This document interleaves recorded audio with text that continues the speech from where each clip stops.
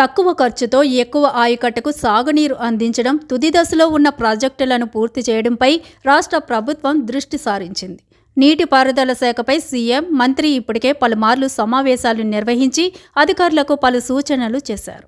ఆదివారం మధ్యాహ్నం తొలుత నీటిపారుదల శాఖ మంత్రి ఉత్తమ్ కుమార్ రెడ్డి, ఆ తర్వాత సీఎం రేవంత్ రెడ్డి మరోసారి సమీక్ష నిర్వహించనున్నారు.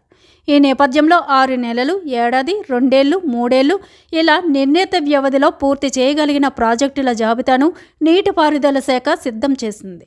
ఏ ప్రాజెక్టుకు ఎంత ఖర్చు చేస్తే ఎంత కాలంలో ఆయకట్టు సాగులోకి తీసుకురావచ్చన్న కోణంలో ప్రభుత్వం ఆరా తీస్తుండటంతో ఆ మేరకు నివేదికలు రూపొందించింది.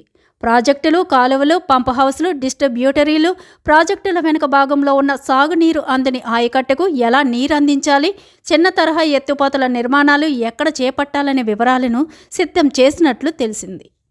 ఆ టెండర్లకు స్వస్తి. పాలమూరు రంగారెడ్డి ఎత్తిపోతల పథకంలో గతేడాది చివరిలో పిలిచిన కాలువల టెండర్లను ప్రభుత్వం రద్దు చేసే అవకాశాలు ఉన్నట్లు తెలిసింది.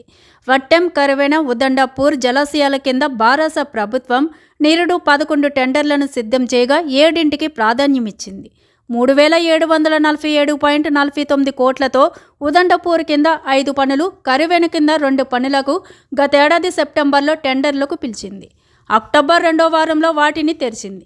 7 పనులకు సంబంధించి సాంకేతిక బిడ్లను తెరిచి కమిషనర్ ఆఫ్ టెండర్కు కూడా పంపించి ఆమోదం తీసుకుంది. పనులపై నిర్మాణ సంస్థలు, ప్రాజెక్టు ఇంజనీర్లకు మధ్య ఒప్పందం కుదిర్చాల్సి ఉండగా అంతలో ఎన్నికల కోడ్ అమల్లోకి రావడంతో ఆ ప్రక్రియ నిలిచిపోయింది.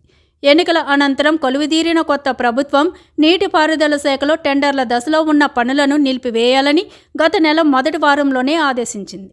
దీంతో పాలమూరు టెండర్ల ఒప్పందం విషయంలో ఇంజనీర్లు ముందడుగు వేయలేదు. ప్రాణహిత చేవెళ్ల ప్రాజెక్టు నిర్మించనున్నట్లు ప్రభుత్వం ప్రకటించింది. ఉదండపూర్, పట్టెం జలాశయాల నుంచి నిర్మించనున్న కాలువల కింద రంగారెడ్డి జిల్లా ఆయకట్టు ఉండగా ఆ కాలువల నిర్మాణాల అలైన్మెంట్ను మార్చే అవకాశాలు కనిపిస్తున్నాయి.